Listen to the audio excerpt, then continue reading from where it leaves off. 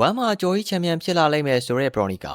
ပရိသတ်များလုံးမဲ့မင်္ဂလာပါခင်ဗျလက်ဝဲဆူပရင်းကတင်ဆက်နေပါတယ်ဖိုခတ်မှာရှိတဲ့ကဘာကျော်တိုက်ကားမွေထိုင်းကျင်မှာလေ့ကျင့်နေတဲ့မြန်မာကုန်းဆောင်မျိုးသမီးဖိုက်တာဘရိုနီကာကတော့သူ့ရဲ့မျိုးဆက်သစ်ဖိုက်တာကျော်ဆောင်ရဲ့လားလာကိုမြင်မာတဲ့ပုံစံစံနှုန်းနဲ့ကဲဖြတ်လိုက်တာဖြစ်ပါတယ်ဘရိုနီကာဟာနိုင်ငံတကာဖိုက်တာပေါင်းစုံနီးပြပေါင်းစုံနဲ့ထိတွေ့နေရသူဖြစ်တာကြောင့်သူ့ရဲ့ကဲဖြတ်မှုက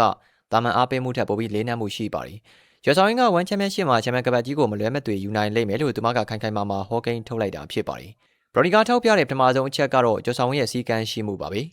ထိပ်တန်းဖိုက်တာတယောက်ဖြစ်လာဖို့ဆိုတာပါရမီတင်မကဘဲနဲ့နေ့စဉ်ပုံမှန်လေ့ကျင့်ခန်းတွေကိုမငြီးမညူလှုပ်ဆောင်နိုင်တဲ့စိတ်ဓာတ်ရှိဖို့လိုအပ်ပါတယ်ကျော်ဆောင်ကလေ့ကျင့်ရေးဆင်းတဲ့အခါမှာဘယ်တော့မှပြတ်ကွက်မှုမရှိသလိုနီးပြတွေတင်ကြားပေးတဲ့အသစ်သောနေ့နှစ်တွေကိုသင်ယူလို့စိတ်ပြင်းပြသူဖြစ်ပါတယ်ဘရိုနီကာကိုရိုင်ကလည်းကျော်ဆောင်ရဲ့လေ့ကျင့်ရေးပေါ်မှာထားရှိတဲ့အလေးနဲ့ထားမှုကိုကြည့်ပြီးဒီကောင်လေးကတပြေးပြေးနဲ့အဆင်းမြင့်လာတာကိုကိုရိုင်မြင်တွေ့နေရတာဖြစ်ပါတယ်ကျော်ဆောင်မှာရှိတဲ့အာသာချက်တစ်ခုကတော့မြန်မာရွာလက်ဝဲကနေရရှိလာတဲ့ခန္ဓာရည်နဲ့လက်သီးအားဖြစ်ပါတယ်ဒါပေမဲ့ခေတ်သစ်မွေထိုင်းတဲ့ကက်ပေါက်စင်လောကမှာကပတ်ရဖို့ဆိုရင်ရွရလက်တီတစ်ခုတည်းနဲ့မလုံလောက်ပါဘူး။ကျော်ဆောင်ကဝိုင်းရဲ့ကြိုးဝိုင်းတွင်းမှာဘယ်လိုကစားရမလဲဆိုတဲ့ 5IQ ကိုမြင်မြန်ဆန်ဆန်တိုးတက်အောင်လှုပ်ဆောင်နိုင်ခဲ့ပါတယ်။သူရဲ့အခြေခံချက်တွေတောင်ချက်တွေနဲ့ဒူတိုက်ချက်တွေကရင်ငါးထက်ပိုပြီးတော့စနစ်ကျလာသလိုပြန်မဲ့အားနည်းချက်ကိုရှာဖွေနိုင်စွမ်းကလည်းတည်တည်သာပဲမြင်မာလာတာဘရိုနီကာသတိပြုမိမှာဖြစ်ပါတယ်။ဝမ်ချန်ပီယံရှစ်လို့အစင်းမြင့်မျိုးမှာချန်ပီယံဖြစ်ဖို့ဆိုရင်ကျွမ်းကျင်မှုအပြင်နှလုံးကြီးကလည်းအရေးကြီးပါတယ်။ကျော်ဆောင်ရဲ့ပွဲတွေကိုကြည့်ရင်သူကအထိနာနေတောင်မှနောက်မဆုတ်ဘဲနဲ့ပြန်လည်တိုက်စစ်ဆင်တတ်တဲ့မြမသွေးကိုအပြည့်အဝပြသနိုင်သူဖြစ်ပါတယ်။ဘရိုနီကာကတော့ကျော်ဆောင်ရဲ့ဒီလိုမျိုးမဆုတ်မနေတဲ့စိတ်ဓာတ်ဟာ